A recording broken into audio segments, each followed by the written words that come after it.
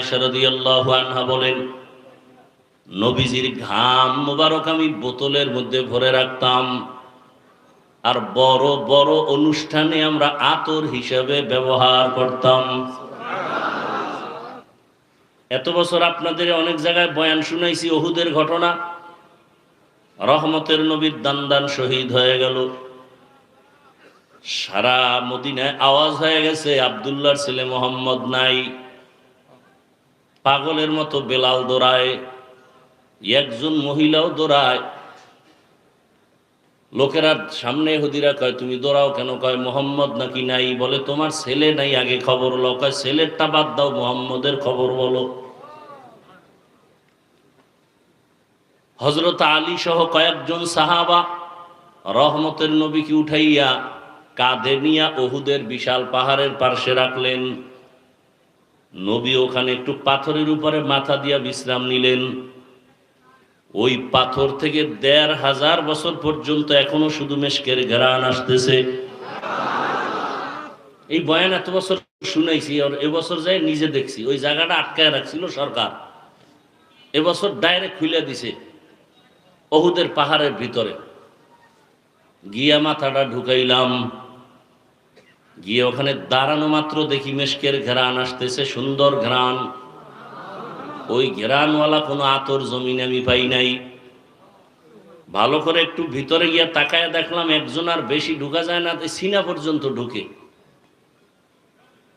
যে কেউ আবার আতর টাতর মাইখে গেল নি রাতের অন্ধকারে। আসলে দেখলাম না। তাহলে কেমন রসুল, যার শরীর মুবারকে মৃত্যু পর্যন্ত কোনোদিন একটা মশা মাছি পড়ে নাই, আল্লাহ হারাম বানায় দিছেন। নবী যখন রাস্তা দিয়ে চলতেন মেঘ ছায়া দেয়, সূর্যের গরম যেন রসুলের কষ্ট না হয়। রহমতের নবী তার হায়াতে কোনোদিন একটা মিথ্যা কথা বলেন নাই। একটা প্রমাণ দাও, আমি আর রসুলকে মানব না, একটা প্রমাণ দাও। কোনো দ্বন্দ্ব নাই, জিহাদ টিহাদের দরকার নেই, খালি প্রমাণ দাও যে তোদের রসুল একটা মিথ্যা বলছে, প্রমাণ দাও, আমি রসুলকে ছেড়ে দিব। শুধু তাই, রসুল তার হায়াতে কোনোদিন একটা গালি কাউকে দেন। প্রত্যেকটা পুরুষ চায় সন্তানের মুখে হাসি, স্ত্রীর মুখে হাসি, গাধার মতো কাজ করে, নিজের জন্য কিছু করে না। ঈদের সময় নিজে জামা কাপড় কিনতে পারে না, কষ্ট নাই, কিন্তু স্ত্রীর যদি দিতে না পারে, সন্তানের নতুন জামা কাপড় দিতে না পারে, মনে বড় কষ্ট। এই নিমক হারামরা এই বেচারার লাগে জুলুম করে, টাকা পয়সা চুরি করে ডাইনি বামে করে। এই নিমক হারাম, সন্তানও নিমক হারাম। ওই যে কয়েক মাস আগে দেখেন না বাড্ডা থানায়, কয়েক মাস না আরো বেশি হবে, 2 শিক্ষিত কুলাঙ্গার, বাবায় মারা গেছে, লাশটা থুইয়া 2 ভাই ঝগড়া করে বাবার টাকা পয়সা নিয়ে। লাশ দাফনেরও চিন্তা নেই। কার জন্য এত পাগল হয়ে গেছে? সেদিন এক উত্তরায় জুমা পড়াই এক বড় লোক কাঁদতেছে, ছেলেও জিগায় না, মাইয়াও জিগায় না। আমি আকাম করছেন কোন জায়গায় বলেন? মোহাব্বতের সাথে বলছি। কয় কি? আমি মাইয়া পোলার নামে ফ্ল্যাট লেখা দিছেন। কয় হা। আমি তাড়াতাড়ি ফাঁসি দেন, নাইলে বৃদ্ধাশ্রমে চলে যান, আপনার কপাল শেষ। আচ্ছা, বাবা মারা গেলে সম্পদ আল্লাহর আইনে, সরকারি আইনে কারা পাবে? ছেলে মেয়েরা না? তো ওই কুলের বলদ সন্তানের নামে দেওয়ার মানেটা কি? ও চুরি করে টাকা বানাইছে, এই জন্য নিজের নামে লিখতে পারে না। কথা বলেন না কেন? ও চোর, এই জন্য নিজের নামে লিখতে পারে না। মাইয়া পোলা, বউ, শালা, শালি, দুনিয়া রাখাম করে লাভ কি? এই সুইস ব্যাংকে টাকা তো খাইতে পারলা না, লাভ হইল কি? 10 তলা বিল্ডিং ঘুমাইতে পারলা না, ঘুমান লাগে যদি জঙ্গলে, তো বিল্ডিং এর লাভ কি? এর সে খেরের ঘর ভালো। আল্লাহ হেদায়েত দান করুন। এর সে রিক্সাওয়ালা অনেক ভালো আরামে আছে, শান্তিতে আছে। অনেক বুড়ারা রিক্সা চালায় ঢাকার শহরে, অনেক টাকাওয়ালা মাস্তানরা 2, 4, 5 টাকার জন্য বুড়ার গায়ে হাত তুলে বেশি দিবে না। আরে গরিবের দিয়া দাও, ওর কলিজা ঠান্ডা হবে, আর সে আজিমে দোয়াটা লেগে যাবে, তোমার কপাল খুলে যাবে। রহমতের নবী বেলাদাতের মাধ্যমে আমরা পেয়েছি আজাদিয়াত, মুক্ত স্বাধীনতা। রবিউল আউয়ালে পেয়েছি রিসালাত মানে শরিয়াত। এরপরে পেয়েছি হিজরত, মদিনায় হিজরত করার মাধ্যমে পেয়েছি নুসরত, আল্লাহ পাকের ডাইরেক্ট সাহায্য। উহুদ, বদর, খন্দক যুদ্ধ চলতেছে, গনিমতের মাল আসতেছে, নবী ভাগ কইরা কইরা সাহাবাদেরকে দিতেছেন। সাহাবায়ে কেরাম টাকা নিয়ে বাজার করে, ঘর করে, স্বাধীনতার সাথে শান্তির জীবন যাপন শুরু হয়ে গেল। ডাইরেক্ট আল্লাহ ফেরেশতা পাঠাইলেন, সাহায্যের দরজা খুলে দিলেন। ওয়াফাতের মাধ্যমে রসুল চলে গেলেন। এখানেও আমরা হাদিয়া পেয়েছি নিজামে খেলাফত। দেশটা কেমনে চালাবে, কারা চালাবে, নিয়ম কি হবে, এটা রসুলের ইন্তেকালের পর থেকে শুরু হয়েছে। খোলাফায়ে রাশিদিন, প্রথম খলিফা আবু বকর, দ্বিতীয় ওমর, তৃতীয় ওসমান, চতুর্থ হযরত আলী রাদিয়াল্লাহু তাআলা আনহু আজমাইন, এরা জমিনটা পরিচালনার নিয়ম নীতি সব কিছু দেখায় গেছেন। রহমতের নবী এমন কোনো কাজ বাদ রাখেন নাই যেই কাজটা করতে গিয়া তুমি পেরেশান হয়ে যাবা, রসুলের আদর্শে বুঝি এটার সমাধান নাই, তাহলে এখন বেনামাজির পিছনে যেতে হবে না। নবী নিজে ধরে ধরে ধরে ধরে সব কিছু দেখায় গেছেন। ইসলাম কমপ্লিট, আনকমপ্লিট কিছু ইসলামের মধ্যে নাই। আঙ্গুলের নখগুলো কেমনে কাটবা, নবী নিজে কেটে দেখায় গেছেন। কাটবা, রহমতের নবী তাও দেখায় গেছেন। জুতাটা কেমনে পরবা, রহমতের নবী তাও দেখায় গেছেন। এমন কোনো কাজ নাই। সংসার কেমনে চালাবা, স্ত্রীর সাথে কেমন আচরণ করবা, স্বামীর সাথে কেমন আচরণ হবে, সন্তানের সাথে কেমন আচরণ হবে, মালিকের সাথে কর্মচারীর আচরণ কেমন হবে, কর্মচারীর আচরণ, মালিকের আচরণ কর্মচারীর সাথে কেমন হবে, সব রসুল নিজে নিজে দেখায় গেছেন। রসুলের কর্মচারী, রসুলের খাদেম আনাস রাদিয়াল্লাহু তাআলা আনহু 10 বছর খেদমত করলেন। আনাস বলতেছেন, একটা সেকেন্ডের জন্য নবী কোনোদিন বলে নাই কাজটা এমন হলো কেন। ধমক তো পরের কথা, সমাজটাকে কেমনে চালাবেন নবীজি দেখায় গেলেন। ওই যে হযরত আসওয়াদের ঘটনা সবাই জানেন। মক্কার ভিতরে গোত্রের চেয়ারম্যান কয়েক গ্রুপ লাইগা গেছে, হযরত আসওয়াদ পাথরটা আমরা লাগাই, আর এক দলের নেতাকে আমি। সর্বশেষে সমাধান হয় না, নিয়ত করলো ঠিক, এক ইনসাফের কথা বলে, এর থেকে সমাধান নেই।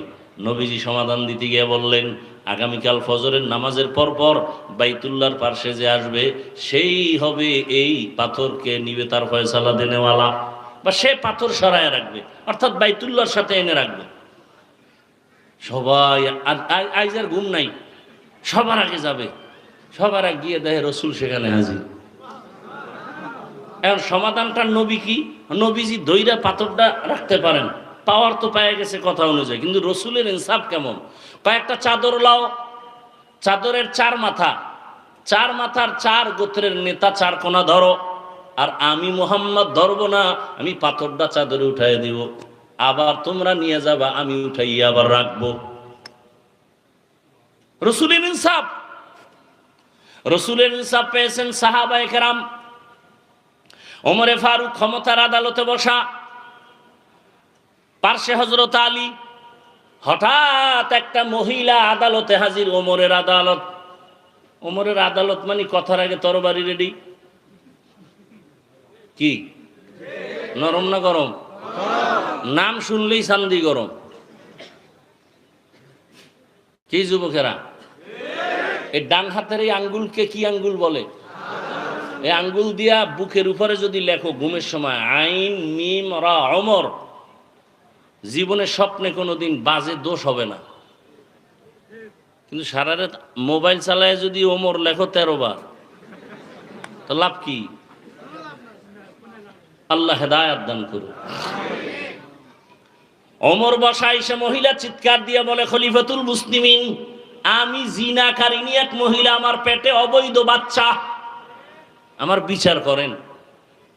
এত বড় সাহস তোমার? কাহা, আমি কবরের আযাব আর পরকালের আযাব সহ্য করতে পারবো না, বিচারটা দুনিয়ায় হয়ে যায়। আমার পেটে বাচ্চা, অবৈধ বাচ্চা, আমি জিনা করেছি। ওমর খায় জল্লাত রেডি নি? রেডি। রেডি হও।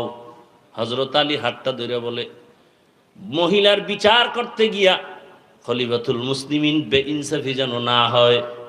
বেইনসাফি মানে মহিলার অপরাধ আছে কিন্তু পেটের বাচ্চার তো কোনো দোষ নাই, মহিলারে মারবেন, বাচ্চার অপরাধ কি? ওমরের মাথার মধ্যে লাগছে, ওমর কথায় ফয়সালাটা তুমিই দাও।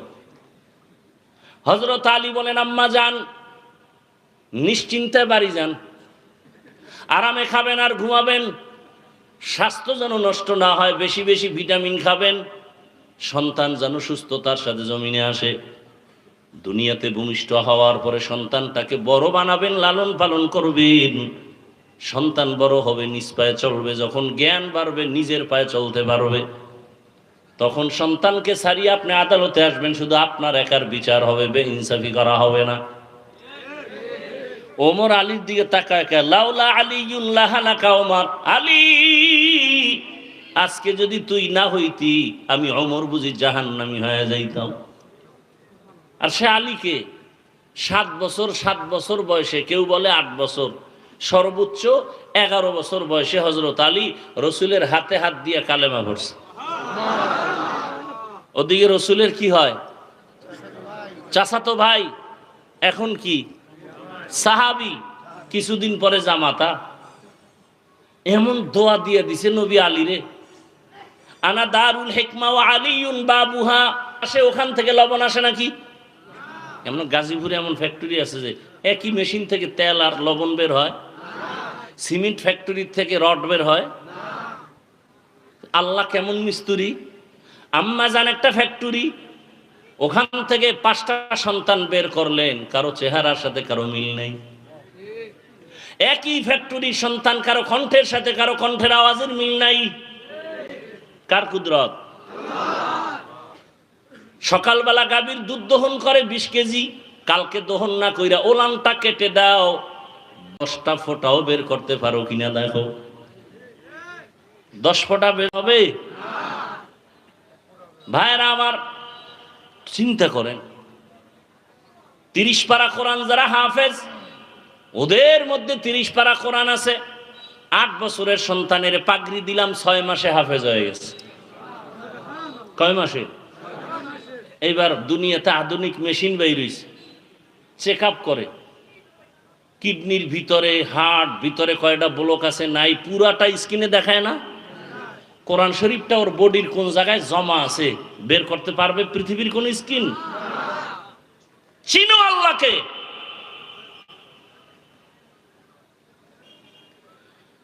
বয়ান শেষ, 2 মিনিটে 2টা কথা। যুবক বাবারা, আমি যে এতক্ষণ বয়ান করলাম, একবারও কিন্তু বলি না আমার মতো টুপি লাগাও, বলছি? আমার মতো হুজুর হও, বলছি? বয়ান শেষ, খেয়াল করবে এই কথা 2 মিনিট। আমি কিন্তু একবারও বলি নাই মাদ্রাসায় যাও, কলেজ বন্ধ করে দাও, তাবলিগে যাও বলি নাই, মাদ্রাসায় যাও, পীরের কাছে যাও বলি নাই, স্কুল ছেড়ে দাও বলি নাই, ব্যবসা ছেড়ে দাও বলি নাই, চাকরি ছেড়ে দাও বলি নাই, বরং তোমার পক্ষে স্লোগান দিয়া বিদায় নিচ্ছি। শোনো, তুমি চাকরি যারা করো, বিনয়ের সাথে বলছি চাকরি ছাড়িও না, স্কুলে পড়ো, কলেজে পড়ো, ব্যবসা করো, ছাড়িও না, ওখানে থাইকেই জান্নাতের পথটা তালাশ করো। তোমার মতো কত যুবক জেনারেল লাইনে পড়ছে, আলিফ বাতাও জানে না, স্কুল কলেজে পড়ে, র্যাব আর্মি পুলিশ বিডিআরের চাকরি করে, 5 বেলার নামাজি নাই। ও শেষ, এবার নিজের জুতা কপালে বাইরাও, ঘরের দরজা লাগাইয়া যে ও পারলে তুমি পারো না কেন? কোনো নতুন ওয়াজের দরকার নাই। তোমার মতো যুবক ছেলেটা জেনারেল লাইনে পড়িয়া রাস্তায় গাড়ি চালায় নামাজ পড়ে, তুমি পারো না কেন? দরজা লাগাই জুতা দিয়ে কপালের বাড়ি দাও, তোমার কপালে কার অভিশাপ লাগছে? তোমার মতো যুবক ইঞ্জিনিয়ার, ডাক্তার, প্রফেসর 5 ওয়াক্ত নামাজ পড়ে, বলো তুমি কেন পারো না?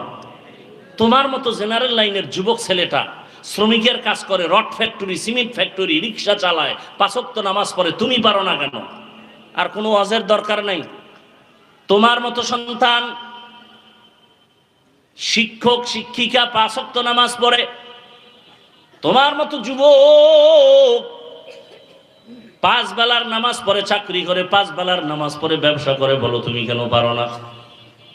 ও বাবা, কয়দিন আর যৌবনের বাহাদুরি করো বা? দেখো না কয়দিন আগে আমি বাহিরে ছিলাম, যে বিদেশ থেকে টাকার গাড়ি লয়ে আসছে, স্বর্ণ নিয়ে আসছে, বাড়ি পর্যন্ত যেতে পারে নাই, রাস্তার ঢালে গাড়ি পইরা স্ত্রীও মারা গেল, সন্তানও মারা গেল, স্বামী বেচারা টাকা লয়ে কানতেছে, বিদেশ থেকে এসে আমার কপাল খারাপ। কি ফেসবুকের গোলাম বাইরা, খবর নাই এদিকে। ইদানিং যত লাশের খবর, যুবক যুবতীর লাশ, মরবি না তোরে ভিডিও মারবে। মানুষ মারতে 20,000 টাকা লাগে, অর্ডার দিলেই নাই। আয় আল্লাহ, মাদ্রাসার যা প্রয়োজন কুদরতের দ্বারা ব্যবস্থা করে দেন। আয় আল্লাহ, মাদ্রাসার খেদমত করি, ঋণের বোঝা মাথায় আসানের সাথে ঋণ আদায়ের ব্যবস্থা করে দেন আল্লাহ। আয় আল্লাহ, আওয়াজে কথায় রুহানিয়াতে স্পষ্টতার রব বাড়ায় দেন। সারা দুনিয়ায় খেদমতের জন্য ইজ্জতের সাথে কবুল করে নেন। জাহেরি বাতিনি দুশ্মনের মোকাবেলায় বিজয় দান করেন। মুখালিফের মুআফিক বানায় দেন। মুহিব্বিন মুতাআল্লিকদের কবুল করে নেন। মিথ্যা মামলা থেকে চিরমুক্তির ব্যবস্থা করে দেন। আয় আল্লাহ, যারা যত দোয়া চেয়েছেন আমাদের কাছে সবার নেক আশা পূরণ করেন। নবীজির মোহাব্বতে আমাদের দোয়া কবুল করে নেন। ওয়াসাল্লাল্লাহু তাআলা আলা খাইরি খালকিহি মুহাম্মাদ ওয়া আলিহি ওয়া আসহাবিহি আজমাইন বিরহমাতিকা ইয়া আরহামার রাহিমিন। আলহামদুলিল্লাহ, আজকে মাহফিলের সমাপনী